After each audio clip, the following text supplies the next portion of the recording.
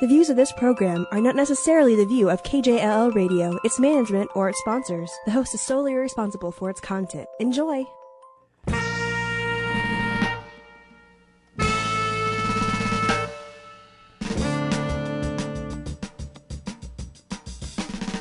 Jake Feinberg Show, it's on now. KJLL 1330 AM. Tune on in. Please listen up to some jazz interviews each week with the heavies. Don't you know? Pat Martino, George Duke, John Hurt, Dick Burke, Al Gaffa, Nat Hentoff. The Jake Feinberg Show, it's on now on KJLL 1330 AM.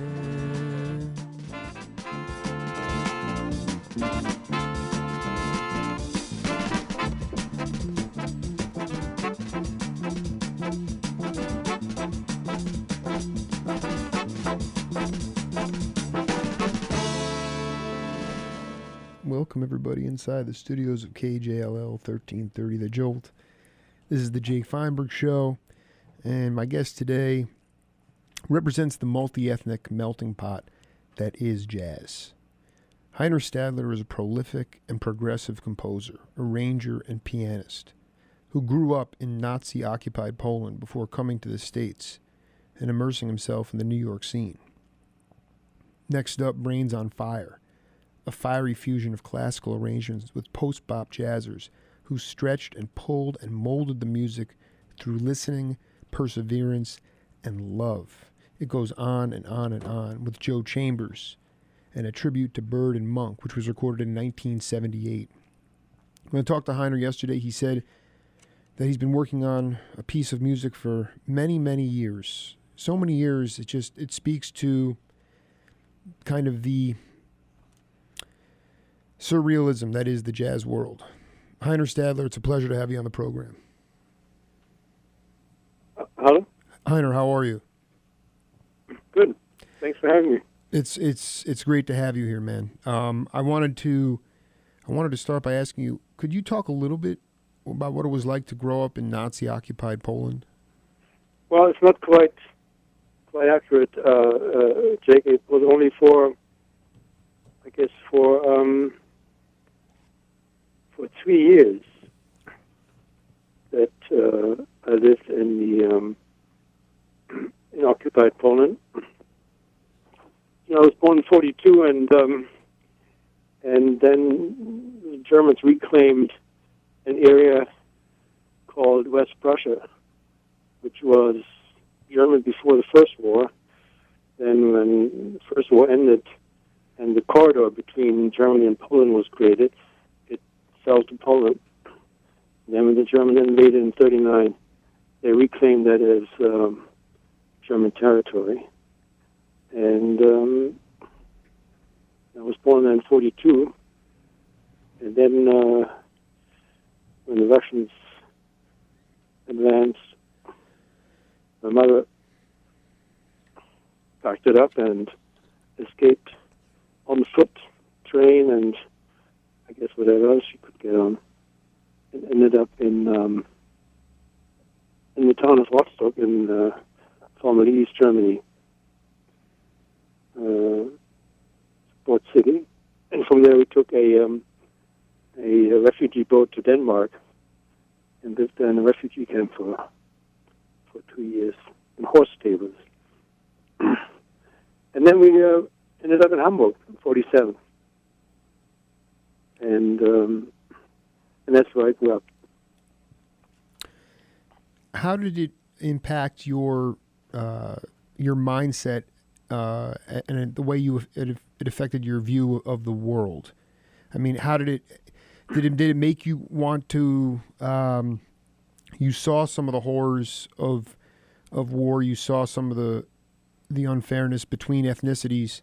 How did it change your perspective? Was it for a positive? Did it make you want to come to the United States? Well, it took a while, but I think looking back, basically I grew up in an atmosphere of of people feeling defeated and the as a result, the poverty they had to sustain was severe, and to what extent it impacted my view. Well, it was a process which took me, I think, into my early teenage years, when I really somehow, after listening to jazz, somehow became like a trigger to see the world as a much broader life than what I had experienced in the confines of this life after the war. Did you hear Did you hear a lot of jazz on the radio when the U.S. forces were in that part of Europe, like Don Ellis and Cedar Walton? No. See, we were in the British zone, and I guess my mother had her first radio. So the radio was still from the Nazi time, an old Philips radio, and my memory is a little foggy here, but I think only in 56 or 57 was she able to buy a better radio with a record player, and that was the time I discovered jazz. Around that time, my first record was a Vogue release, 78, with Sidney Bechet. Wow. And I forget when the Saints go marching in on one side and Basement Street Blues on the other side. And he was just fantastic. Absolutely. Talking with Heiner Stadler here, how did you wind up getting to the United States? Did you take a boat? How did you wind up getting over there? Yeah, by boat. And in 65. In 65, and you got to, and you docked on the Atlantic, on the eastern seaboard in New York? Yeah, New York City, and my ex-wife was already here. Mm-hmm. And we had an apartment on 82nd Street, right off Broadway, and right next to a local bar called the Blue Point Cafe, where of all people Miles Davis hung out with a broken leg. And through a connection I had in Germany, I met somebody in New York City who personally knew Miles, and I found myself then meeting Miles in his own house soon thereafter, showing him my scores. So that was quite an experience. Can you talk a little bit about did you meet Reggie Workman right away? He became a very big part of your life, right? Yeah, it's true. How did you get... let's just, before we put on a piece of music, I would ask you, what did Reggie Workman do for you? Who were the first cats that kind of were able to get you to go to the right places to be heard, and where were you hanging out? Well, the big club, the most important club I thought was Slugs in the East Village. Absolutely. And there was another scene I vividly remember. Sun Ra playing, and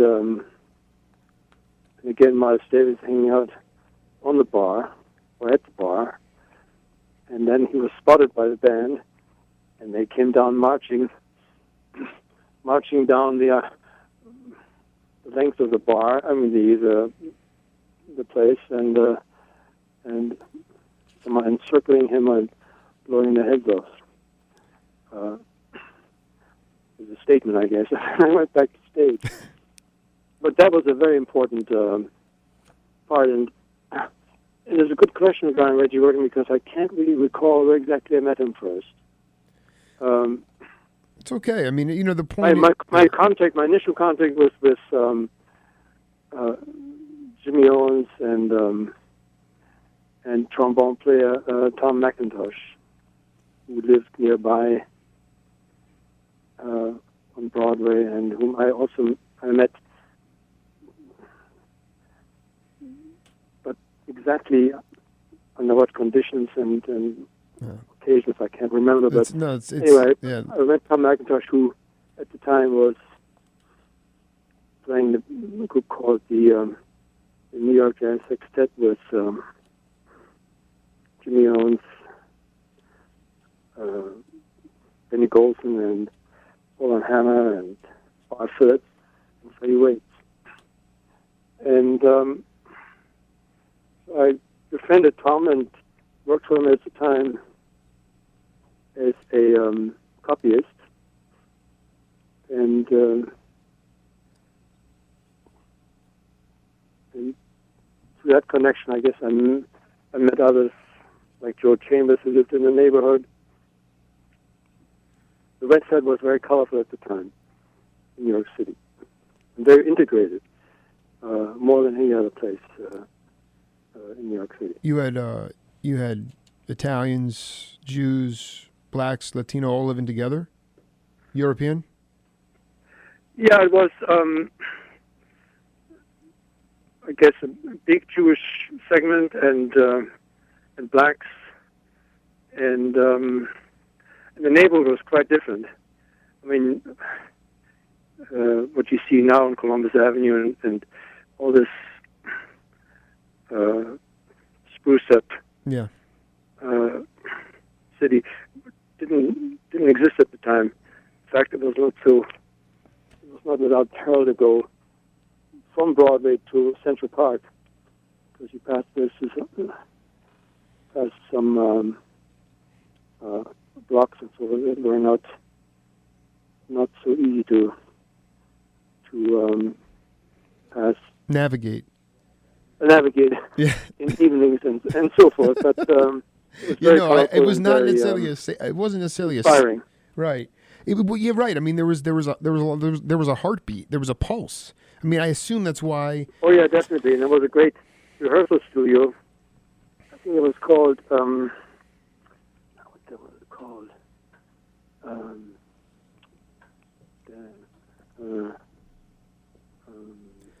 Don't worry about it. In Oliver's, I think, on 89th Street. Yeah, right. And that's where a lot of rehearsals took place, and a very prominent place too, and well-known place to meet others and exchange ideas. This piece of music we're going to listen to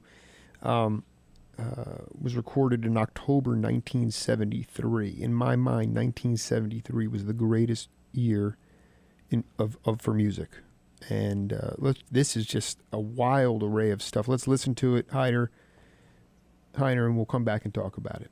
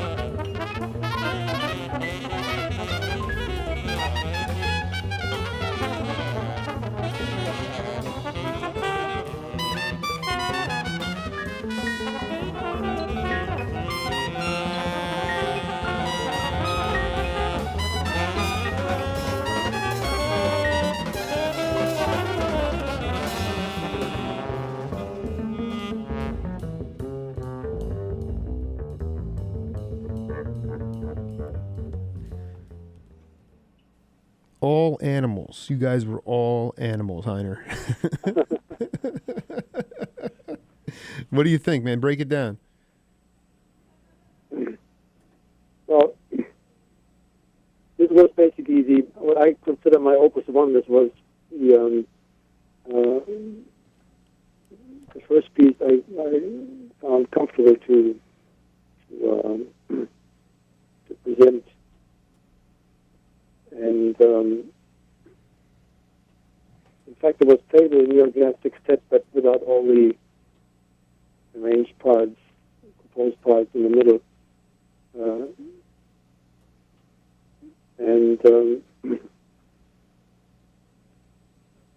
And initially I had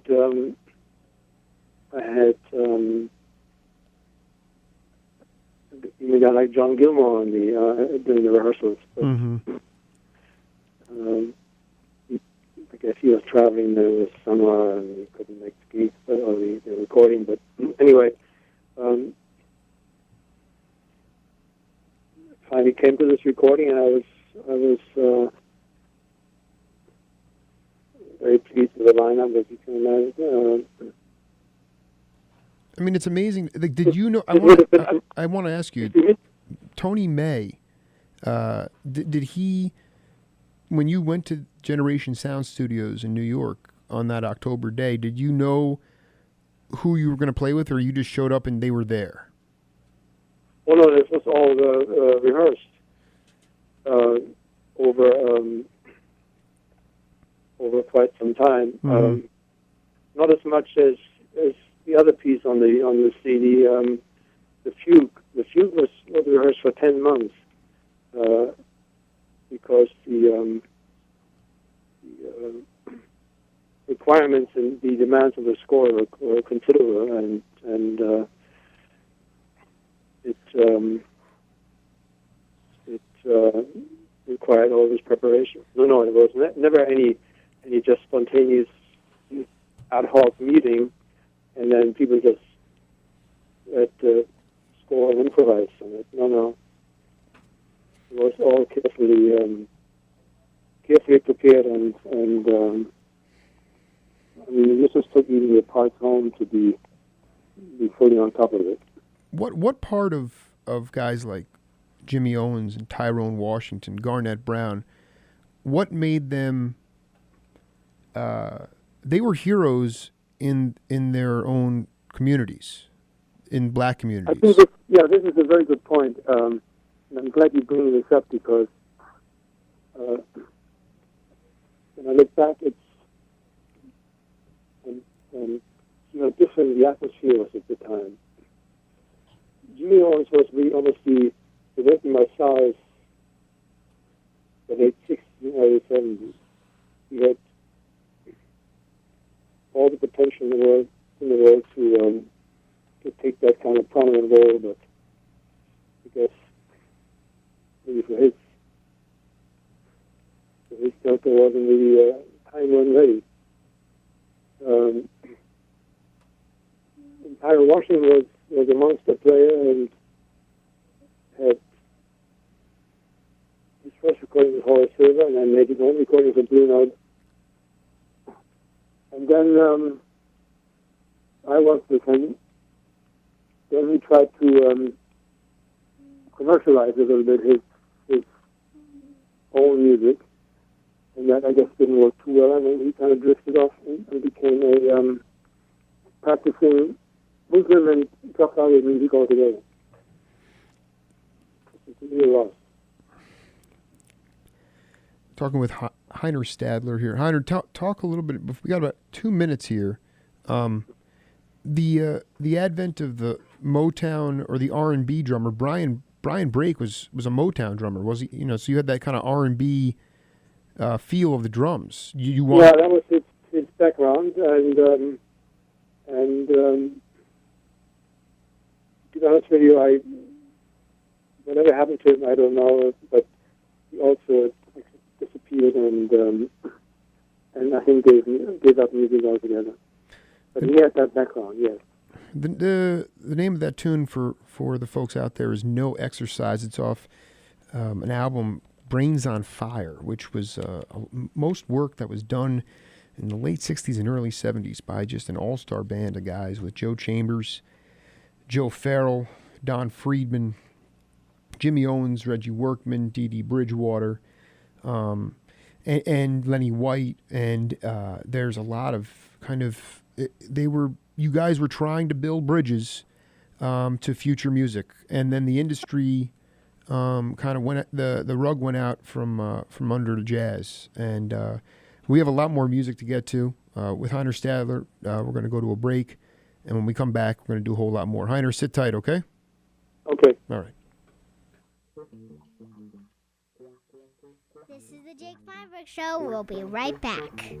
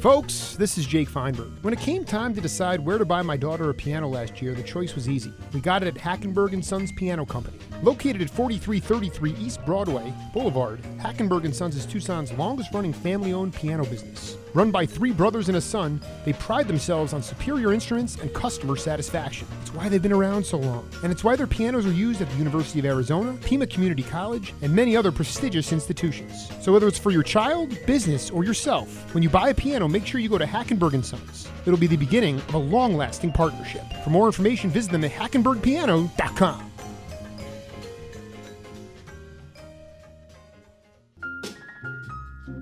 Even the ancient Romans knew that music can soothe the savage beast.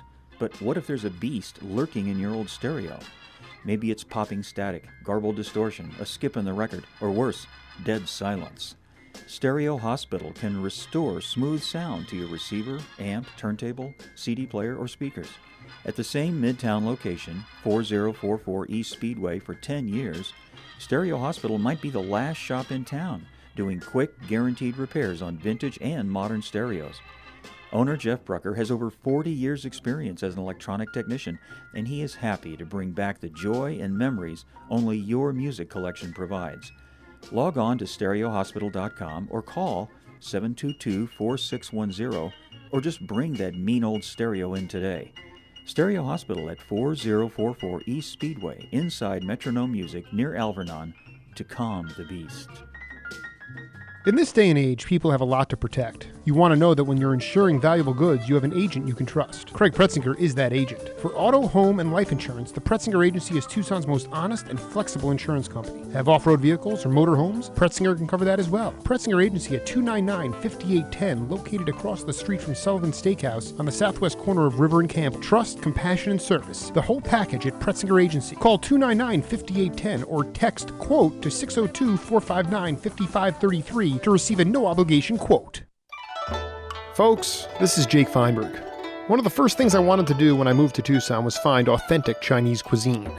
After a tip from the Chinese Student Association, I headed over to Badar Chinese Restaurant. Well, it's been 7 years, and I have never looked back. Located at 7321 East Broadway Boulevard, Badar has been a family-run operation since 1992. The award-winning chef produces succulent dishes from sizzling ginger chicken to salt and pepper shrimp. The thing that separates Badar from the rest is that the chef procures ancient oriental dishes with the exotic island flair of Taiwan. Most importantly, there are no gimmicks or razzle-dazzle at Badar. You won't find any flat-screen TVs or karaoke machines. Badar is a place to go enjoy good food and spend time with your family. It exudes peace and tranquility after a long week of work. So come down and check out Badar Chinese Restaurant. Hong Hao Chu. It's that good.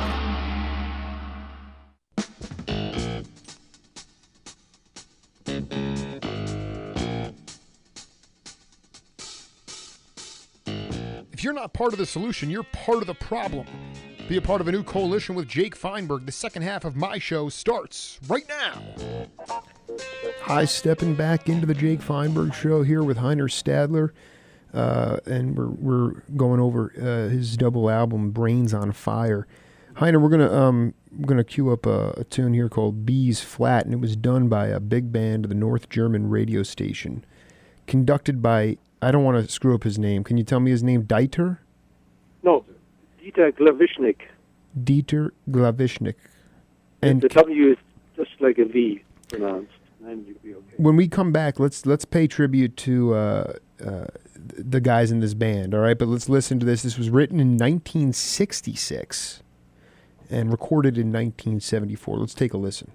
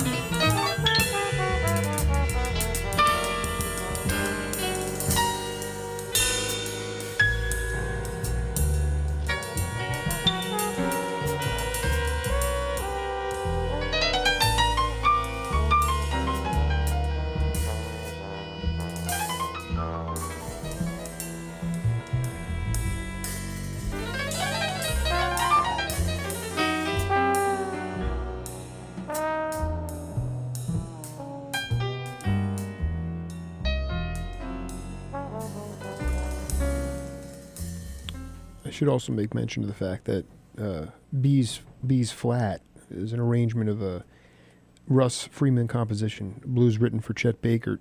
Heiner, could you talk about what you did fundamentally in arranging that song that made it so different? Well, the key is to understand that traditional harmony really doesn't play a role here. It's everything is derived from the tune itself, without the harmonic support. Mm-hmm. In other words, everything is melody. Whether the melody is slowed down or taking faster, it's all derived from the same source.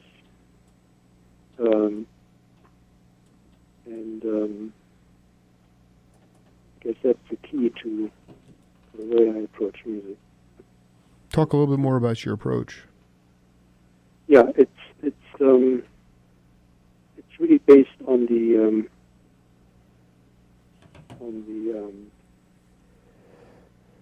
I call it kind of a motivic relationship, intervals that are the guiding force here, and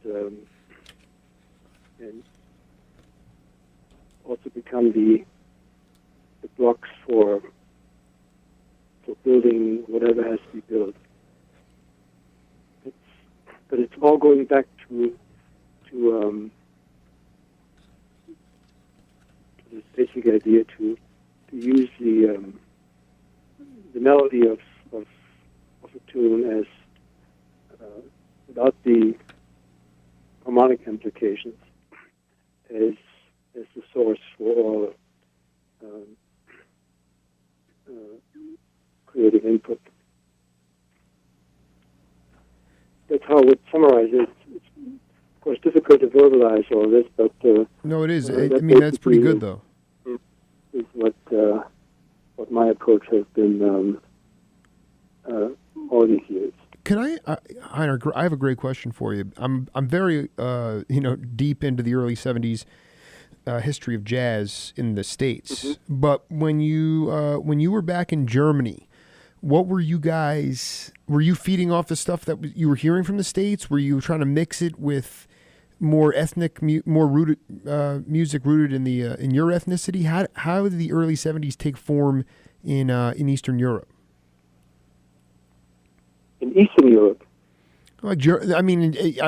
Germany, where you were with Wolfgang and. Well, the thing is, I came in '65, and there was a very open and creative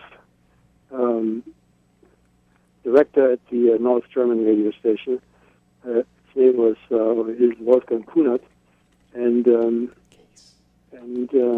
I had approached him with these two big band pieces. One is B flat, and the other one is called Clusterity, which I released on my recording of Retrospection.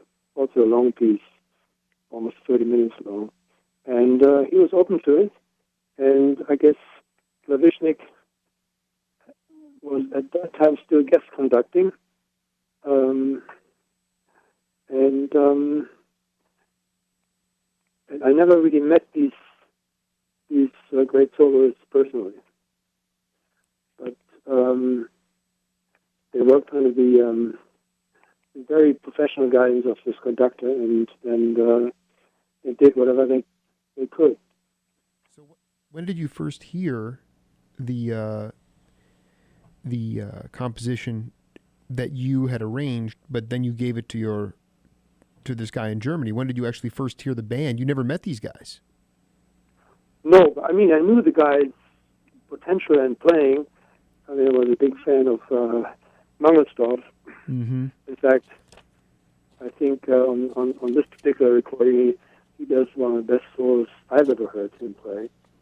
And I knew the other ones very well from the association with von Schlippenbach and others pursuing similar ideas. And in fact, Downer I had heard, I think while still in Germany, on his first record where he played pieces of Ornette Coleman. That stuck in my mind. It was very impressive. Well, this is... These were all very accomplished musicians, but there was no direct communication. It was all done through the score and through this very capable conductor. Right. Right. And I heard it, to answer the question, I heard it right after they finished it. These are unedited compositions recorded to two-track. So no editing, no hanky-panky afterwards. It was all direct.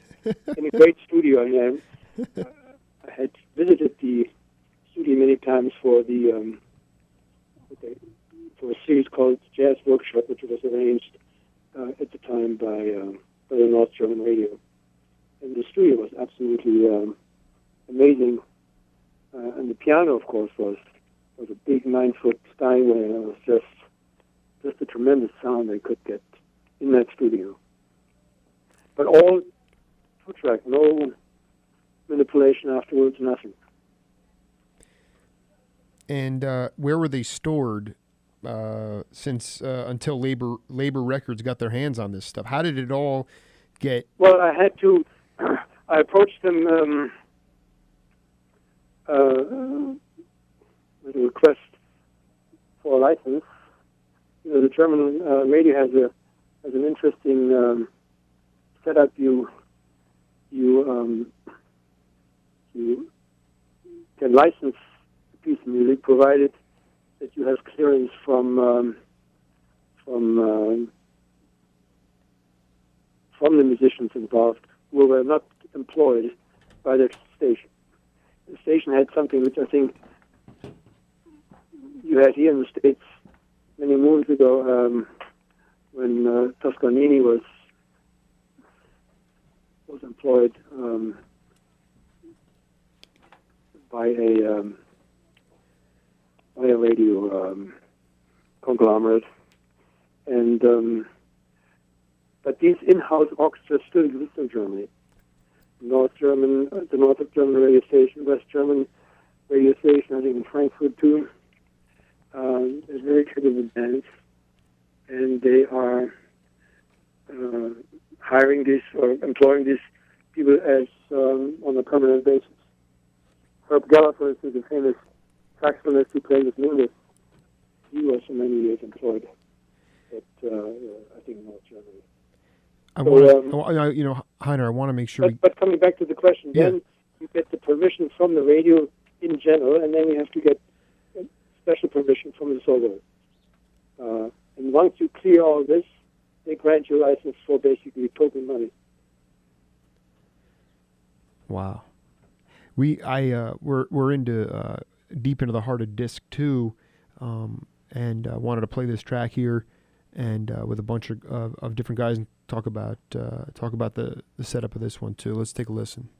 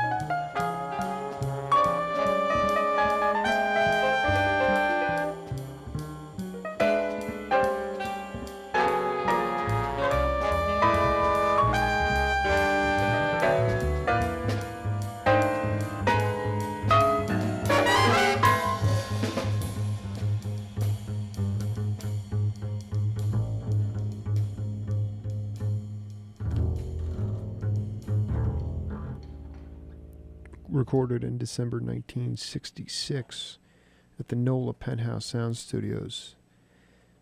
Pronounce that name for me. Which one?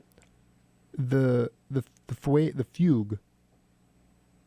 Oh, it's the Fugue. Yeah. Yeah, the Fugue number 2, take 1 original master. Okay, so take 1 original master. Why were you not on that one? Why did you not play piano? I was intimidated, I guess. Or I can say I wasn't quite ready, I guess. No, I'm just trying to figure out, like, when that, like, were you present at the, how did you meet Don Freeman, and did you say to him, how did you know him? Yeah, this was an interesting session. I had very little money at the time, and I was only able to rent the studio for 1 hour. Yeah, I know. We had rehearsed this for 10 months, and then I announced this plan to record now, and to just within 1 hour. I remember Jimmy Holmes calling up, I think, Donna Brown, expressing great concern that they wouldn't cut it or so. But, and then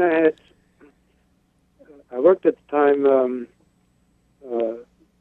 some odd jobs at American Express, and I had a guy there who helped me get Joe Chambers. And Joe Chambers had befriended him. I told you he was in the neighborhood, but he was known for being not very punctual. Mm-hmm. And if you have a 1 hour session, you can't mess around with the time. So right. He came, and he was picked up by this friend for work, and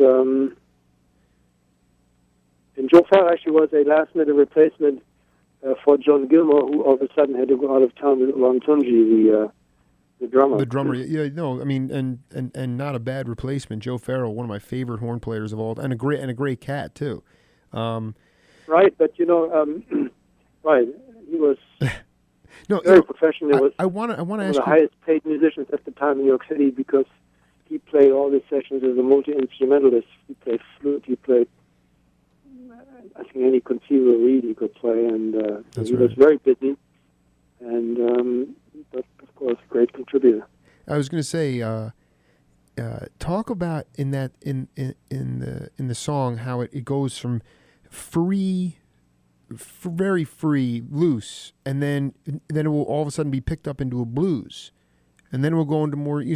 Talk about how you were in your head, how you were trying to put this sort of this fusion of different categories of music together. You mean in this particular piece? Yes, exactly. The one we listened to, it would stop and slow down. You think it's going to stop, and it starts again and go. Woo, it has real classical elements. I just was wondering how you were feeling about. Yeah, the initial fugue was constructed basically like a Bach fugue, but of course with different elements, different melodies or different intervals, and the way the solos are constructed is it's basically prescribed when you slow down, when you pick up the tempo, and when you cue the other to come in. So it's all very controlled, and yet it's supposed to come across as being very free. It's just so easy to get out of your element, psychologically. And also, I think I might add that the fugue runs,